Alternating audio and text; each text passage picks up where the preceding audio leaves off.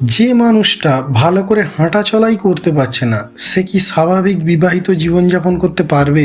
সাধারণ কোনো ফ্যামিলির ছেলে হলে উত্তরটা এক কথায় না হতো। কিন্তু এখানে আমাদের মনে রাখতে হবে, অনন্ত আম্বানির বাবা হলেন পৃথিবীর নবম এবং এশিয়ার সব থেকে ধনী ব্যক্তি মুকেশ আম্বানি। টাকা দিয়ে সবকিছু সম্ভব না হলেও অনেক কিছুই সম্ভব। তার আগে আমাদের জানা দরকার অনন্ত আম্বানির সমস্যাটা কি। আর একটা ছেলে আকাশ, মেয়ে ঈশা, কেউ তো এরকম নয়। আসলে অনন্ত জন্ম থেকেই হাঁপানিতে আক্রান্ত।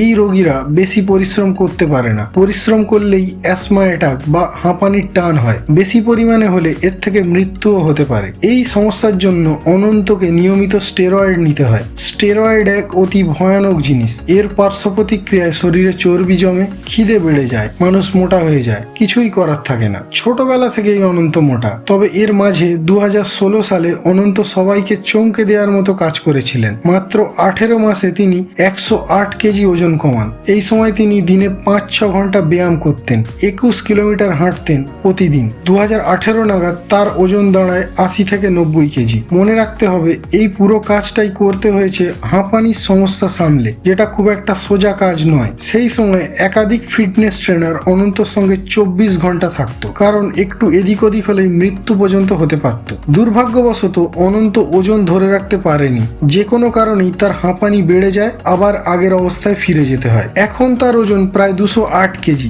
সাধারণত এত ওজন নিয়ে কেউ দীর্ঘদিন বাঁচে না। তাহলে কি হবে? দেখুন, রাধিকা অনন্ত ছোটবেলার বন্ধু। দুজনেই ধীরুভাই আম্বানি ইন্টারন্যাশনাল স্কুলে ছোটবেলা থেকেই একসঙ্গে পড়েছে। এমন নয় যে রাধিকা এসব জানে না। রাধিকা মোটা অনন্তর সঙ্গেই প্রেম করেছিল। মাঝে মাত্র 1-2 বছর রোগা ছিল, না হলে অনন্ত সারা জীবনই মোটা। রাধিকার কিছুটা মানসিক প্রস্তুতি বা অ্যাডজাস্টমেন্ট তো থাকবেই। তাছাড়া ওদের হাই সোসাইটির বিবাহিত জীবন আমাদের মধ্যবিত্তদের মতো নয়। রাধিকাও যথেষ্ট ধনী পরিবারের মেয়ে। আপনারা সবাই যেটা ভাবছেন সেটার জন্য কোনো সমস্যা হবে না। অনন্ত না পারলে অন্য কেউ আছে। আর একটা সম্ভাবনা বা উপায় আছে। শেষ পর্যন্ত মুকেশ আম্বানি হয়তো সেই রাস্তাতেই যাবেন, সার্জারি বা অপারেশনের মাধ্যমে রোগা হওয়া। মারাদোনা বা আদনান সামি যেমনটা করেছিলেন। এটা ছিল প্রি ওয়েডিং সেলিব্রেশন বা বিবাহ পূর্ববর্তী অনুষ্ঠান গুজরাটের জামনগরে, যেটা আম্বানিদের জন্মস্থান। বিয়ে হবে এবছরের শেষের দিকে মুম্বাইয়ে। তখন হয়তো অনন্তকে রোগাই দেখতে পাবেন।